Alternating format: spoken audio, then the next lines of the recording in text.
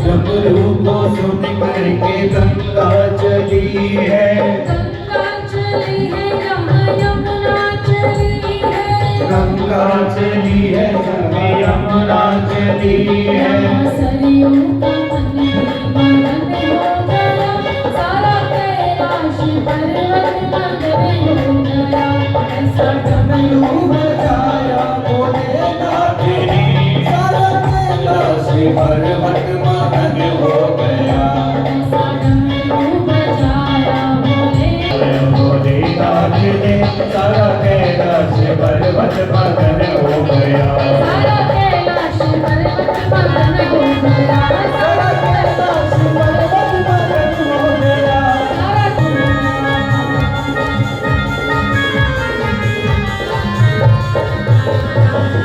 कांगड़ा साहब रामचंद्र जी राज्यसभा सांसद और पहले भी 8-9 साल से मंदिर के भी प्रेमी हैं, हमारे सबके प्रेमी हैं गाना के।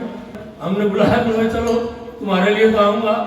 वो आए हैं कथा में व्यास जी का आशीर्वाद लेने, और मैं उनसे निवेदन करूँगा कि वो ऊपर आ जाए। देखिए, मेरा तो शोला मस्तनाथ के जो इस संस्था के जो कर्ता धर्ता हैं, संस्था के जो पदाधिकारी हैं, भाई प्रवीण गोयल जी हैं, वीरेंद्र जैन जी हैं और इनके साथी हैं सभी, मेरा 2014 के बाद से लगातार एक आत्मीय रिश्ता है।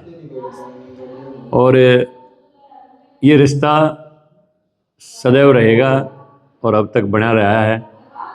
जब भी मैं गोहाना आता हूँ तो इन भाइयों के पास बैठ के बात करके मुझे बड़ा अच्छा महसूस होता है। तो उसी उद्देश्य से मैं उसी संदर्भ में अपने जो मित्र हैं, मेरी मित्र मंडली में इनको मानता हूँ, भाइयों के बीच में आया हूँ। और एक धार्मिक संस्था है, 12 महीने यहाँ पर कोई न कोई कथा वगैरह चलती ही रहती है। हर अवसर के ऊपर कोई न कोई धार्मिक आयोजन होता ही रहता है। तो आप जैसा समझते हैं कि भारतीय जनता पार्टी तो सनातन संस्कृति की पोषक और पालक पार्टी है, तो हमारा विशेष लगाव रहता है भारत की सनातन संस्कृति की।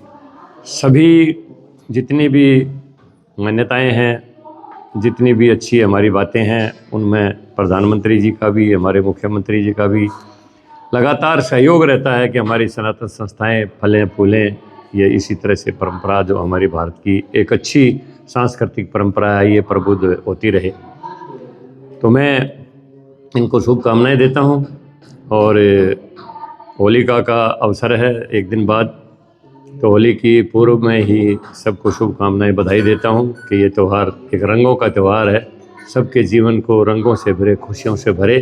ऐसी शुभकामनाओं के साथ मैं इतना ही अपना कहना चाहता हूँ। तो सनातन की बात कही, गाय हमारी माता है, क्या गाय को राष्ट्र माता का दर्जा दिया जाना चाहिए? भारतीय जनता पार्टी की जब से सरकार आई है 2014 के बाद से, बहुत से अवैध जितने भी बूचड़ खाने थे वो बंद कर दिए गए। उत्तर प्रदेश में तो बहुत ही ज़्यादा थे, हरियाणा प्रदेश में कोई बूचड़ खाना था नहीं, लेकिन अवैध रूप से कुछ मेवात से शिकायतें आती थी। वहाँ पर भी बहुत सख्ती सरकार कर रही है। और गौ संरक्षण जो है वो भारतीय जनता पार्टी के मैनिफेस्टो का एक हिस्सा है। और जब से सरकार आई है, मनोहर लाल जी के समय से ही गौ संरक्षण का पूरी तरह से एक अभियान प्रदेश में चलाया गया, गौ सेवा आयोग बनाया गया। और अब की बार तो बहुत बड़ा बजट, 500 करोड़ का बजट गौ सेवा आयोग को दे दिया गया है। हर गौशाला के अंदर, नंदीशाला के अंदर प्रति पशु के हिसाब से उनको ग्रांट दी जा रही है। उनको शेड बनाने के लिए, चारे के गोदाम बनाने के लिए वो अलग से ग्रांट दी जा रही है।